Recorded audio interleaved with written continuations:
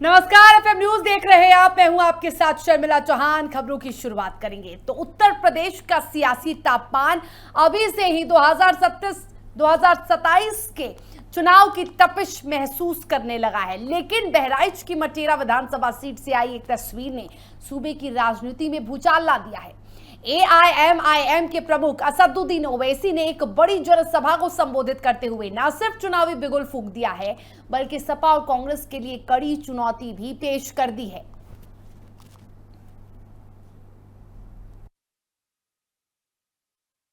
और बन जाएगा तो फिर हमारा तमाम किला मिस्मार हो जाएगा। तो मैं आपसे अपील कर रहा हूं कि 4 साल में यासिर शाह का पराग का ऐलान करना चाहता हूं कि आने वाले विधानसभा में क्या मैं शौकत अली को यहां से आपका कैंडिडेट घोषित करूं?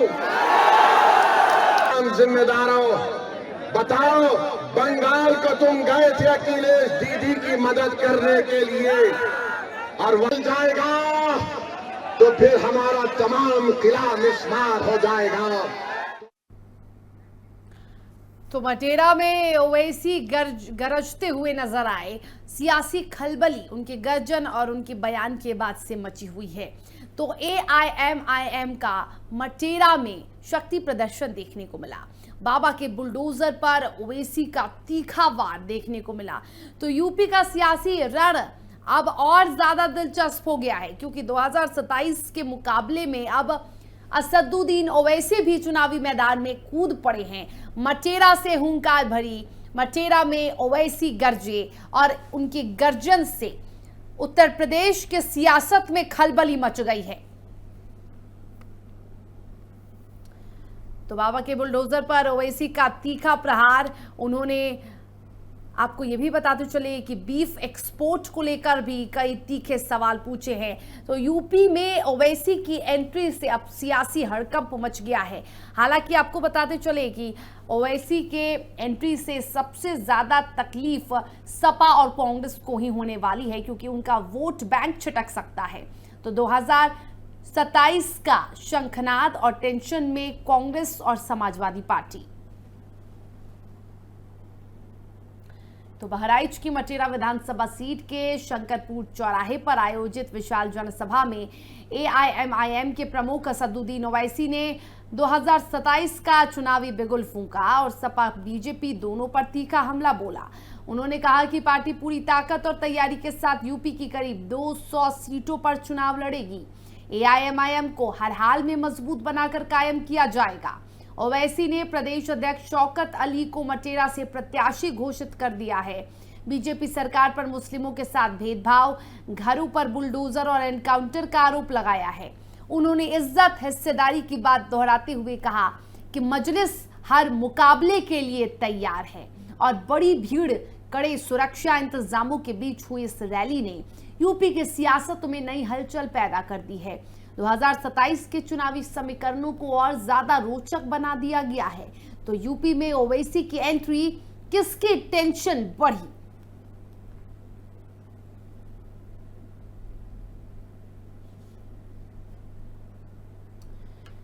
तो यूपी में असदुद्दीन ओवैसी की एंट्री के बाद से कई पार्टियों में टेंशन छाया हुआ है। जी हां, आपको बताते चले कि सबसे ज्यादा चिंता कांग्रेस और समाजवादी पार्टी की बढ़ी हुई है, क्योंकि उन्हें डर है कि उनका जो वोट बैंक है वो कहीं छिटक न जाए।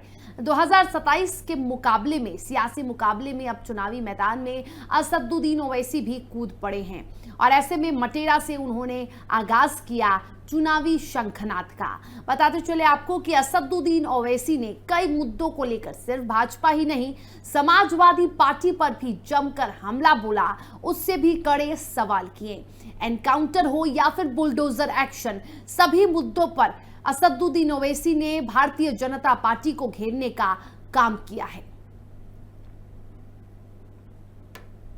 तो बताते चले कि मटेरा से असदुद्दीन ओवैसी की पार्टी यानी एआईएमआईएम ने प्रदेश अध्यक्ष शौकत अली को अपना प्रत्याशी बना दिया है।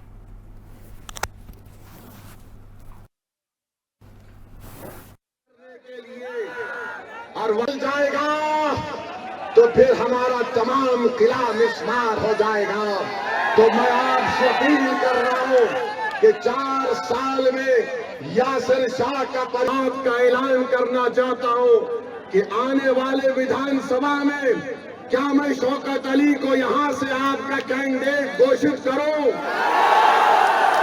जिम्मेदारों, बताओ, बंगाल को तुम गए थे अखिलेश दीदी की मदद करने के लिए, और वह जाएगा तो फिर हमारा तमाम किला मिस्मार हो जाएगा। तो मैं आपसे अपील कर रहा हूं कि 4 साल में यासिर शाह का पराग का ऐलान करना चाहता हूं कि आने वाले विधानसभा में क्या मैं शौकत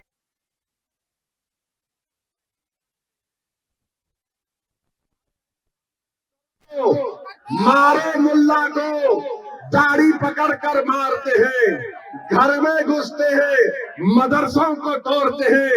अरे तुम कैसे बहादुर हो, तुम तो बुज़दिल हो, बुज़दिल हो।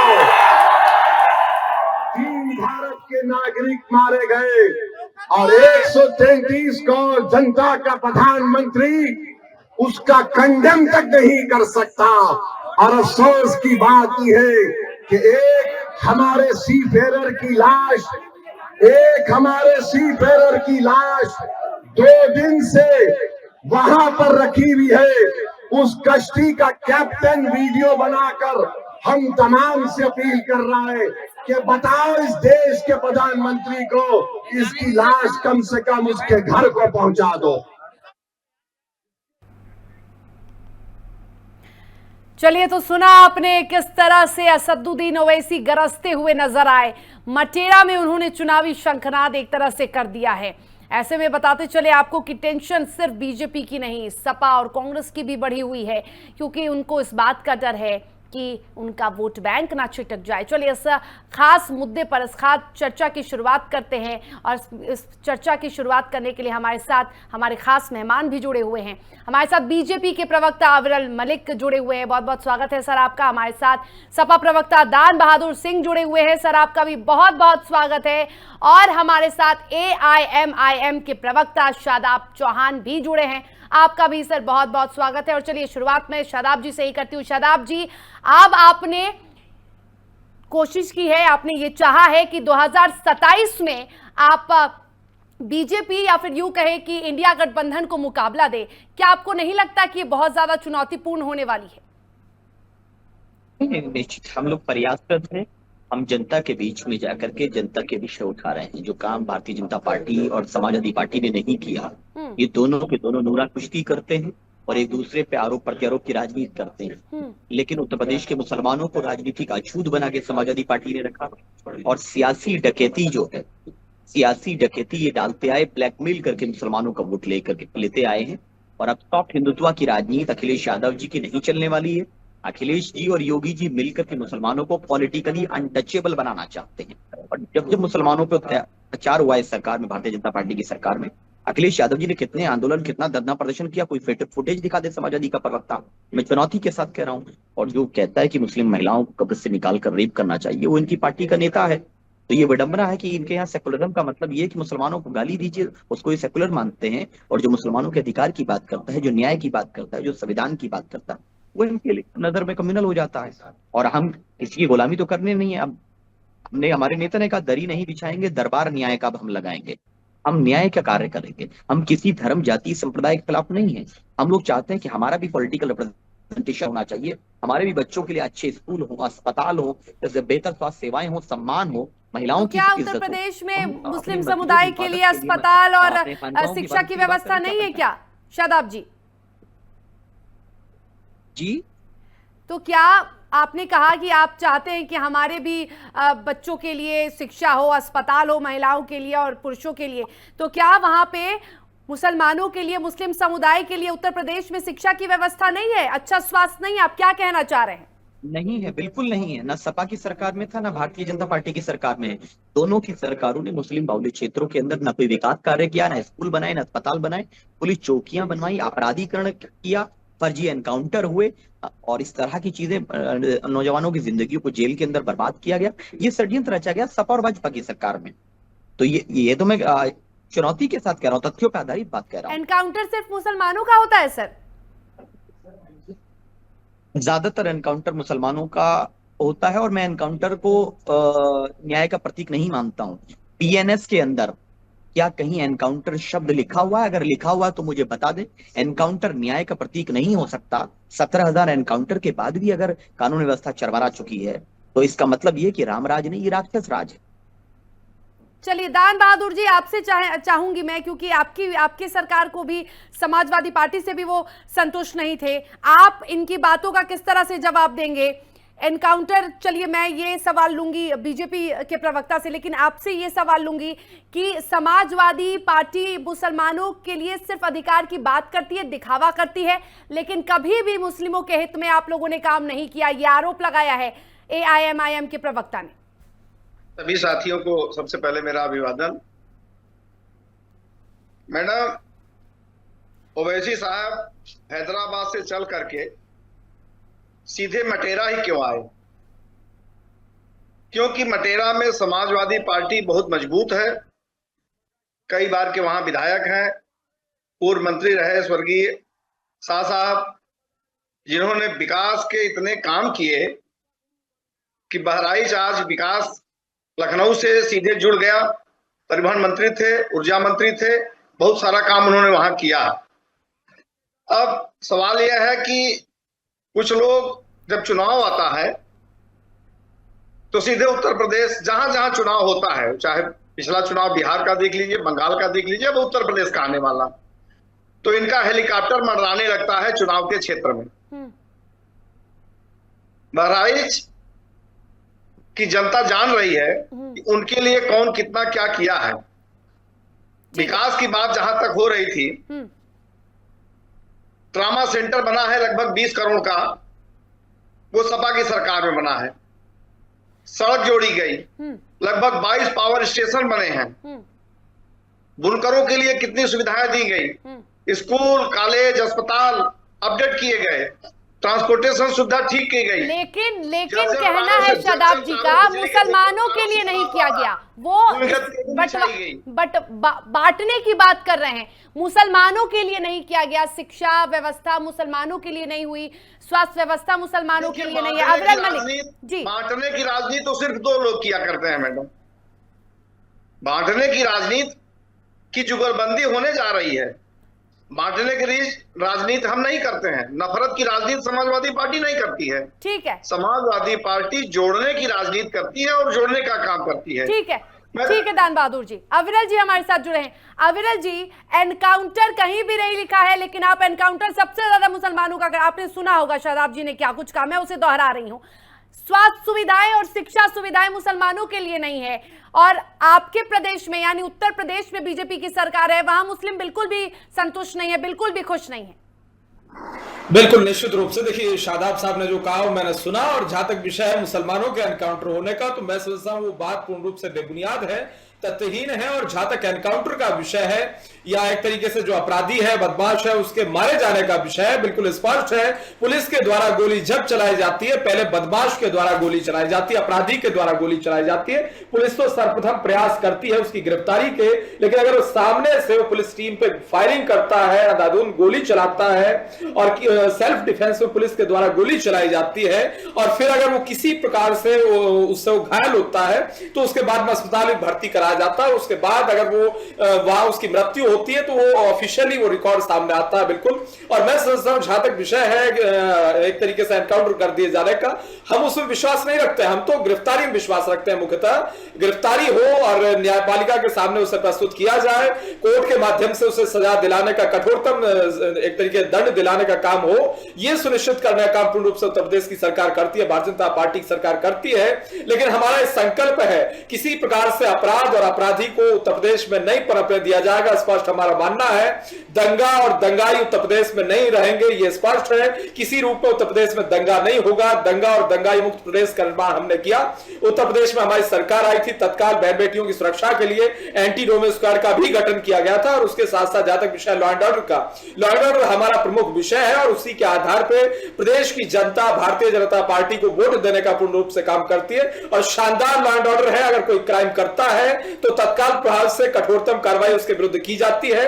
कानून के आधार पर कार्रवाई होती है और पूर्ण रूप से कॉन्स्टिट्यूशनल तरीके से, संवैधानिक तरीके से, विधि के तरीके से न्यायपालिका के रास्ते पर चलाने का काम उत्तर प्रदेश को भारतीय जनता पार्टी की योगी जी के नेतृत्व वाली प्रचंड बहुमत की मजबूत सरकार पूर्ण रूप से कर रही। मैं समझता हूं इसीलिए जनता ने 2017 हमें वोट दिया, 2022 में हमें वोट दिया और अब जनता 2027 में वोट देने जा रही है। और उसी प्रकार से केंद्र सरकार की भी अगर बात कर जाए, 2014 हो, 2019 हो, 2024 हो, जनता ने हमारे ऊपर विश्वास जताया, फिर 2029 में जनता विश्वास जताएगी। तो ये जो निरंतर जनता का विश्वास है ये इसीलिए है क्योंकि हम जनता के हित में काम कर रहे हैं और डबल इंजन की सरकार मजबूती के साथ गरीब पीड़ित, शोषित, वंचित, दलित, आदिवासी, महिला, युवा, बेरोजगार, संत सबके लिए काम कर रहे हैं। हिंदू, मुस्लिम, सिख, ईसाई, जैन, बौद्ध, पारसी, जाट, गुर्जर, राजपूत, क्षत्रिय, वैश्य, सबके हित में सबका साथ, सबका विकास, सबका विश्वास और सबके प्रयास, इस नीति के आधार पे, एक भारत श्रेष्ठ भारत की नीति के आधार पे नए उत्तर प्रदेश, मजबूत उत्तर प्रदेश और नंबर 1 उत्तर प्रदेश की नीति के आधार पे काम हो रहा है। बिल्कुल। दान बहादुर जी, ओवैसी की एंट्री से टेंशन तो नहीं बढ़ गया है? सपा और कांग्रेस आप लोग एक तरफ जहां साथ में मिलकर चुनाव लड़ने की बात कर रहे हैं, जिन वोट बैंक पर आप दावा जताते आए हैं कि आप ही उनके मसीहा हैं, आप ही उनके लिए काम करते हैं, अब ओवैसी की एंट्री हो गई है उसी वोट बैंक पर। देखिए, समाजवादी पार्टी वोट बैंक की राजनीति नहीं करती, पहली बात तो ये है। समाजवादी पार्टी के मुद्दे हैं, शिक्षा है, रोजगार है, किसानों की समस्या है, महिलाओं की सुरक्षा है, देश की सुरक्षा है, राज्य की सुरक्षा है, विकास है, डेवलपमेंट है, बहुआयामी विकास है। तो समाजवादी पार्टी जब मुद्दे की राजनीति करती है, विकास की राजनीति करती है, तो ये किसी चिन्हित क्षेत्रों में काम नहीं करती ना, चिन्हित व्यक्ति के लिए काम करती है। ये किसी का एजेंडा हो सकता है, नफरत की राजनीति करना, भेदभाव की राजनीति करना, 80-20 की राजनीति करना, ये समाजवादी पार्टी राजनीति नहीं है। समाजवादी पार्टी समाज के दबे, पिछड़े, कुचले, अपमानित, दुखी जो लोग भी हैं, सामाजिक न्याय के रास्ते पर चलकर के उनको सामाजिक न्याय के राष्ट्र की स्थापना करना चाहती है। और समाजवादी पार्टी का मुद्दा भी यही है। माननीय अखिलेश यादव जी बार बार कहा करते हैं कि हमारी राजनीति ही इस तरह की है, प्रेम, दया, अपनापन। एक नारा उन्होंने दिया है पीडीए का, साफ संकेत किया है कार्यकर्ताओं को कि पीडीए का मतलब है हर पीड़ित, दुखी, अपमानित व्यक्ति के साथ आपका भाव, आपकी सहानुभूति, प्रेम की होनी चाहिए। लेकिन आरोप तो ये भी लगता है कि आप लोग पीडीए का फुल फॉर्म हमेशा बदलते रहते हैं। नहीं, बदल नहीं रहे हैं, बहुत व्यापक अर्थों में है। पीडीए बहुत संकुचित विचारधारा नहीं है। हम तो कह रहे हैं ना कि पीडीए कोई 80-20 की राजनीति नहीं है। पीडीए बहुत व्यापक विचारधारा है जो समाजवादी चिंतन से उभरी हुई है, और समाजवादी चिंतन संविधान से उपजा हुआ शब्द है। तो कुल मिलाकर के समाजवादी पार्टी हर वर्ग, धर्म, क्षेत्र के लिए काम कर रही है और काम करेगी। रही बात मटेरा की, मटेरा में भी हमारी विधायक है, हमारे बहराइच से पूर्व मंत्री रहे हैं, ऐतिहासिक कार्य वहां हुआ है। जिस तरह से कार्य वहां हुआ है यासिर साहब के जमाने में, वो एक मील का पत्थर है।